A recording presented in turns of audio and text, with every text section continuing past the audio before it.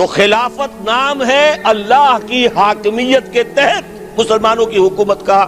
یہ تو پہلی ڈیفینیشن ہے، وہ یاد کر لیجیے. اب دوسری بات یہ سمجھ لیجیے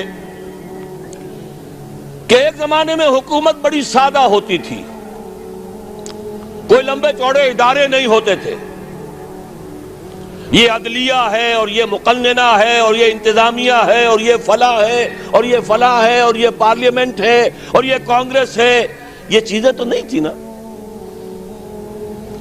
آج کے دور میں جیسے یہ سائنس کی ایجادات ہیں، یہ ٹیوب لائٹ ہے، یہ کیمرہ ہے، یہ لاؤڈ سپیکر ہے، یہ تو حضور کے زمانے میں بھی نہیں تھے، خلفائے راشدین کے زمانے میں بھی نہیں تھے. لیکن یہ کہ ان چیزوں کو ہم استعمال کر رہے ہیں، اگر استعمال ہے اللہ اور اس کے رسول کی مرضی کے مطابق تو یہ مسلمان ہے. اگر اسی میں گانے نشر کرنے شروع کر دیے جائے، اسی روشنی میں ڈانس کی اور راگ رنگ کی محفل نچا دی جائے تو یہ اس کا غلط استعمال ہے، کافرانہ استعمال ہے. اسی طریقے سے سمجھ لیجئے حکومت اور ریاست کے جو ادارے وجود میں آ چکے ہیں،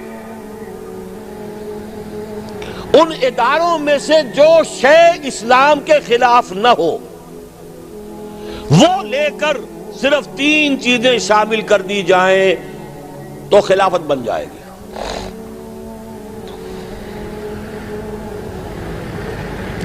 وہ ادارے کیا ہیں؟ جیسا کہ میں نے عرض کیا، ہر ریاست کا سمجھا جاتا ہے 3 بنیادی ادارے ہیں.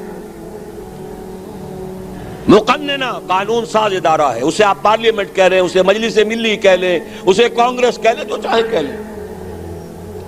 سنگل ہاؤس ہو، ڈبل ہاؤس ہو، لوور ہاؤس، اپر ہاؤس، ایک ہی ہو، یہ ساری چیزیں شریعت ان سے بحث نہیں کرتی. اپنے حالات دیکھیے، جس طرح چاہیں کیجئے.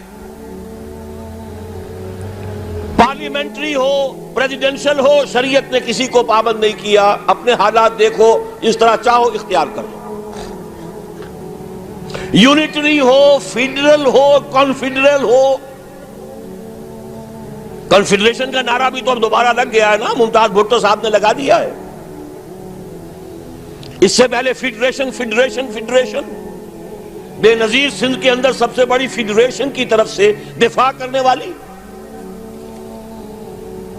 ایک یونٹری حکومت بھی ہوتی ہے. آج کے ایران میں یونٹری حکومت ہے. صوبوں میں صرف گورنر ہیں جو اپوائنٹڈ ہیں، کوئی اسمبلی نہیں، کوئی مجلس نہیں. یونٹری حکومت. پارلیمنٹ صرف ایک ہے پورے ایران کی. ہاں ان کے ہاں البتہ 2 ہیں، ایک منتخب لوگ ہو کر آتے ہیں عوام سے اور ایک ہے ان کے علماء کی باڈی. لیکن یہ صرف سب کچھ مرکز میں ہے، باہر کچھ نہیں. تو میری باتیں نوٹ کر لیجئے. 3 بنیادی ادارے، مقننہ، عدلیہ، انتظامیہ. 3 بنیادی صورتیں، unitary form of government, federal form of government, confederal form of government, اور پارلیمانی یا صدارتی نظام. ان تمام چیزوں کو شریعت نے کہا ہے کہ مباح ہے، جدھر سے چاہو استعمال کرو. البتہ ایک بات ہے، وہ میری ذاتی رائے ہے، اس میں مجھے کوئی اور اختلاف کر سکتا ہے. وہ میری رائے یہ ہے کہ مغرب میں جو ارتقاء ہوا ہے ریاست کے اداروں کا، ہر ارتقاء کا ایک کلائمیکس ہوتا ہے، ایک انتہا ہے اس کی. اس کا کلائمیکس میرے نزدیک امریکہ کا صدارتی نظام ہے. وہ میں بعد میں عرض کروں گا اس کا سبب کیا ہے. میرے نزدیک امریکہ کا جو پورا کانسٹیٹیوشن ہے، 3 چیزیں شامل کر دیجئے وہ خلافت بن جائے گا. پہلی چیز، اللہ کی حاکمیت طے کر دیا جائے. چاہے دستور کی پہلی دفعہ یہی ہو کہ اس ملک کا نام یونائٹڈ اسٹیٹس آف امریکہ ہے، یا ہم کہیں اس ملک کا نام پاکستان ہے، وغیرہ وغیرہ. لیکن جو بنیادی بات ہوگی، یہاں حاکمیت اللہ کی ہے، انسانوں کی نہیں. Divine sovereignty.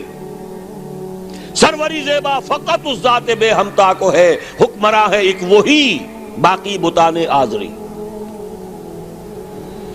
الحمدللہ پاکستان میں یہ چیز پہلے سے طے ہو چکی۔ مولانا مودودی مطالبہ لے کر کھڑے ہوئے، مولانا شبیر احمد عثمانی نے ان کا ساتھ دیا، اور خان لیاقت علی خان کے ہاتھوں قرارداد مقاصد پاس ہو گئی 12 مارچ 1949 کو۔ حاکمیت اللہ کی پہلی شرط پوری ہو گئی، دوسری شرط ابھی تک پوری نہیں ہو رہی، ہڈی پھنس جاتی ہے بار بار۔ دوسری دفعہ یہ ہونی چاہیے، یا تیسری کہہ لیجئے، لیکن میں جو گنتی بتا رہا ہوں 3 چیزیں، ان میں دوسری یہ طے ہو جائے، اعلان کر دیا جائے یہاں کوئی قانون کسی بھی سطح پر، صوبائی ہو، مرکزی ہو، میونسپل کمیٹی کا ہو، کاؤنٹی کا ہو، ڈسٹرکٹ بورڈ کا ہو، کسی ادارے کا ہو، کسی انجمن کا ہو، کوئی قانون سازی کتاب و سنت کے منافی نہیں ہو سکتی۔ اسی کے لیے 10 سال پہلے متحدہ شریعت محاذ بنا تھا، جونوجو صاحب کی حکومت، ضیاء الحق صاحب کی صدارت، اور 2 ہمارے سینیٹرز لے کر کھڑے ہوئے تھے، قاضی عبداللطیف صاحب اور مولانا سمیع الحق صاحب، اور ایک بڑا اتحاد ہو گیا تھا مسلمانوں کا۔ میں بھی اپنی چھوٹی سی تنظیم کے ساتھ، من نیز حاضر بھی شوم، تفسیر قرآن در بغل، میں بھی شریک تھا۔ بہرحال وہ بیل منڈے نہیں چڑھ سکی۔ اب اس میں تفصیل میں نہیں جانا چاہتے، اس میں اپنوں کے کیا کرتوت ہیں اور دشمنوں کی کیا ریشہ دوانیاں ہیں۔ اس کے بعد پھر وہ بل پاس ہوا، لیکن یہ کہ اس کے بعد نواز شریف صاحب نے نفاذ شریعت آرڈیننس اسے قانون بھی بنا دیا، لیکن یہ طے کیا کہ اس کے لیے دستور کی ترمیم بعد میں آ جائے گی، وہ آج تک نہیں آئی، نواز شریف کی حکومت ختم ہو گئی۔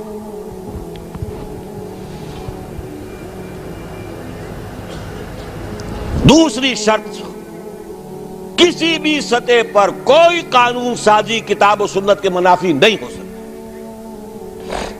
تیسری شرط، مخلوط قومیت کی نفی۔ اس ریاست کا مکمل شہری صرف مسلمان ہے۔ میں نے ڈیفینیشن میں کہا تھا، اللہ کی حاکمیت کے تحت مسلمانوں کی حکومت۔ جو اللہ کو نہیں مانتا، رسول کو نہیں مانتا، ان کے جان اور مال اور عزت کی حفاظت کی جائے گی۔ انہیں مذہبی آزادی حاصل ہے، مندر ہو، چرچ ہو، سینیگاگ ہو، جاؤ جس کو چاہو پوجو، پرسنل لا اپنا جو چاہو اس کے مطابق شادیاں کرو، تمہاری وراثت بھی اسی کے مطابق ہو جائے، اپنی اولاد کو، اپنی آئندہ نسل کو اپنا مذہب سکھاؤ، پڑھاؤ، لیکن 2 چیزوں میں تم شریک نہیں ہو سکتے۔ نمبر 1، قانون ساز ادارے کے رکن نہیں بن سکتے، اس لیے کہ قانون سازی کا منبع قرآن و سنت ہے، تم نہ قرآن کو مانتے ہو نہ سنت کو مانتے ہو۔ نمبر 2، اعلیٰ ترین سطح پر جہاں پالیسی کے فیصلے ہونے ہو وہاں کوئی غیر مسلم شریک نہیں ہو سکتا۔ چھوٹی ملازمتوں میں ہو، پروفیشنز میں ہو، کاروبار کرو، ملازمت کرو، فوج میں آؤ، سب کچھ کرو، ڈاکٹرز ہو، انجینئرز ہو، کام کرو، لیکن جو policy, highest level of policy making, وہاں غیر مسلم شریک نہیں ہوگا۔ کیوں؟ بڑی منطقی سی بات ہے۔ جیسے میں نے کہا، جب قانون سازی کا منبع قرآن و سنت، جو قرآن کو مانے نہ سنت کو، وہ کیسے قانون ساز ادارے میں شامل ہو جائے؟ کوئی عقل کی بات تو کرنی چاہیے۔